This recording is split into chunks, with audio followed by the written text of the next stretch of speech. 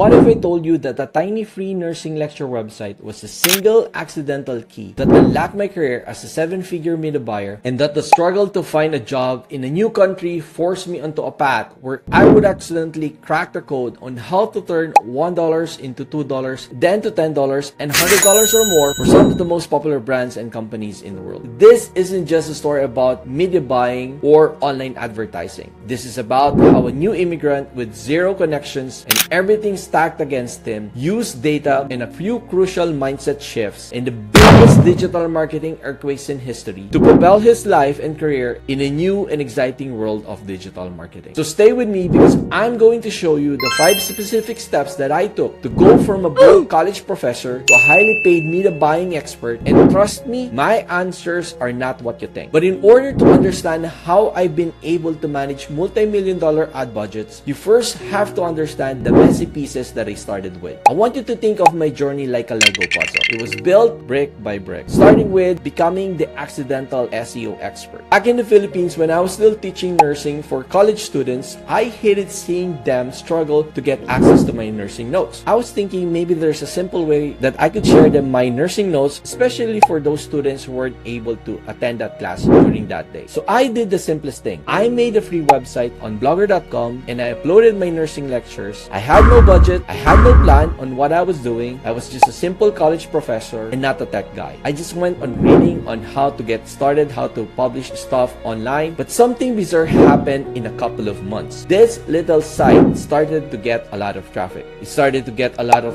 traffic from students from other schools, from other areas in the country, and then it started to get traffic from other countries as well. I was wondering what have actually happened, and that's when I stumbled upon the word SEO, or search engine optimization, that would literally change my life forever. I realized that SEO had helped my site rank to the top of the search results, and that knowledge became my obsession. And this was around 2009-2010, which is literally a lifetime ago in internet years. That allowed me to become hooked in SEO, and I got interested in learn more about it as much as I can. But then something happened. Our immigration journey. In 2010, my family and I migrated to Canada, and that SEO obsession literally saved me. Because here's what happened. The reality of being a new immigrant in a new country really hits hard. With no Canadian work experience, I had no job, I needed to provide for my family, and I realized that my nursing and teaching background was literally useless. I have literally been sending out applications for months. I might get an interview or two, but nothing really concrete. So I thought maybe I could try something else. Instead of trying to apply for nursing and teaching careers, I knew I had one thing that no one else did. I had a ranking website about nursing lectures, so I tried something else. I searched for an SEO job, and armed with nothing but my results, I applied for a local marketing agency. I showed up my nursing lectures website. That was my results, and I literally got the job. That was my entry into the digital marketing world. And things were great for the next 2 years. I was running SEO campaigns for clients, and I literally thought that I had it figured out. Then in 2012, everything changed. Google just released the Panda and the Penguin updates, and these weren't just algorithmic updates. They were digital earthquakes, because they have completely reset the rules of SEO. So overnight, the SEO industry was decimated. My clients' websites and even my own websites suffered almost a 90% traffic loss. It was literally gone just like that. So the whole foundation that I built cracked wide open. This was my lowest point in my professional career as a digital marketer, because everything that I knew, everything that I worked for was destroyed by an algorithmic update. And I remember thinking there has to be a better way to control my destiny and my clients' results. That's when I discovered paid advertising, also known as PPC or pay-per-click. So you might be wondering, what's paid ads? So it's basically you need money, or you need to pay for traffic to go to your website, but that ability to flip a switch and get traffic now and not weeks or months later really got me interested. So you don't need to be waiting for Google or Yahoo or Bing to decide if your website even deserves to rank and start getting traffic. So with that new idea in mind, I decided to learn everything about it. I got certified in Google Ads, which is totally free, so you should do that if you're interested in media buying. I offered free PPC or Google Ads management to anyone who would let me touch their account. Back then, it was called Google AdWords, and I did that just to get experience. I also tried to apply for pay-per-click specialist, and fortunately, I got hired as a PPC specialist in one of the longest running search engine marketing companies here in Canada. And for me, that was the biggest piece in this Lego puzzle, because that pivot changed everything for me and my life. I'm now now able to drive traffic on demand to any website that I want to. That experience allowed me to work with small to the biggest brands that I know, providing me with a wide range of experience and expertise that I wouldn't be able to discover on my own. So here are the 5 steps to becoming a 7-figure media buyer. This is the story of how I went from a struggling and broke college professor to eventually starting my own companies, started managing millions of dollars in paid ad spend, and building my own 6-figure brands. This trajectory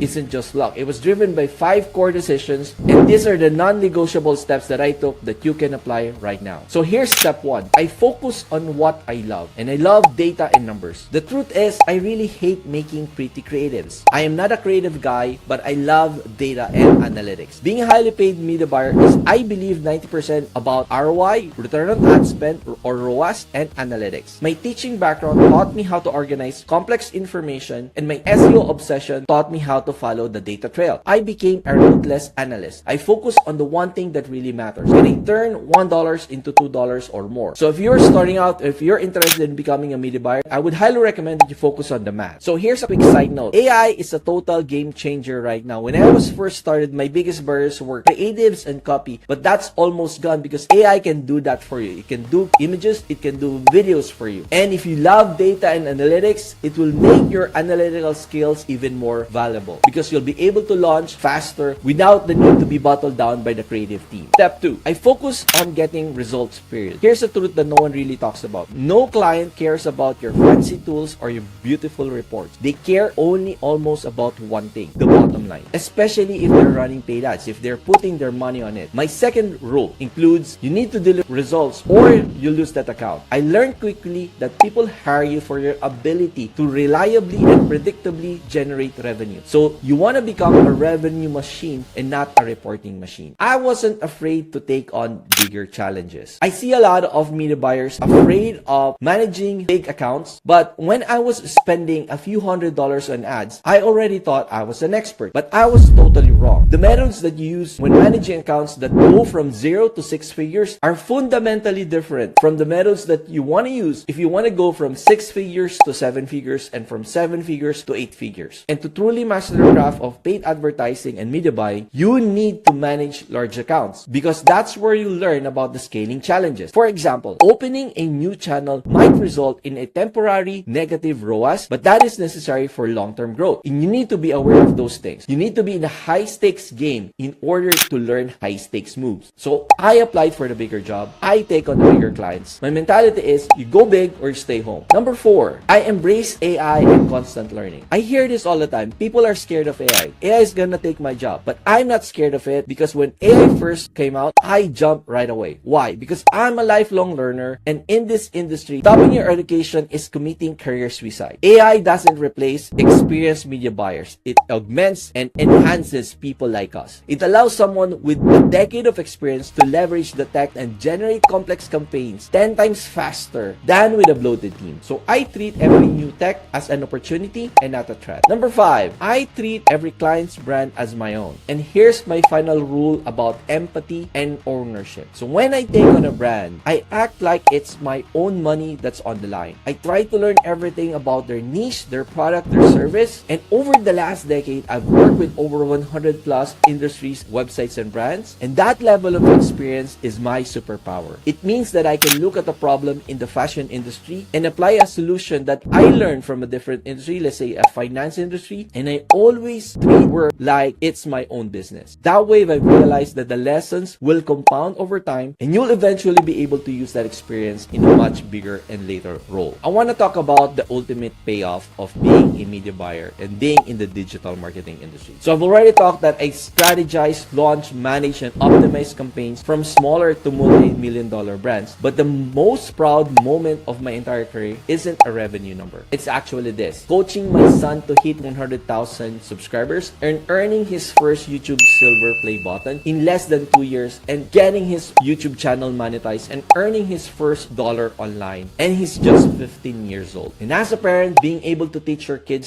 how to fish is infinitely better than giving them the fish. So my journey from a free blogger website to a global media buyer taught me how to build and not just earn. And being able to pass that mindset to the next generation, for me, is the ultimate reward. My journey from being an immigrant quadrant, starting with nothing, is probably the very reason I am so grateful for where I am right now. It taught me grit, required me to embrace change, and forced me to chase data and not comfort. And I'm excited about the next couple of years, the next evolution of this journey. If any part of my story, the struggle, the pivot, the obsession with data resonated with you, please do me a favor. Subscribe to this channel, like this video, and share it with anyone who needs to hear that a broke college professor can eventually become a 7-figure media buying expert. Did any of these 5 steps resonated with you? Let me know in the comments which one you're going to apply to your own business this week. I'll see you in the next video. Have a good day. Bye.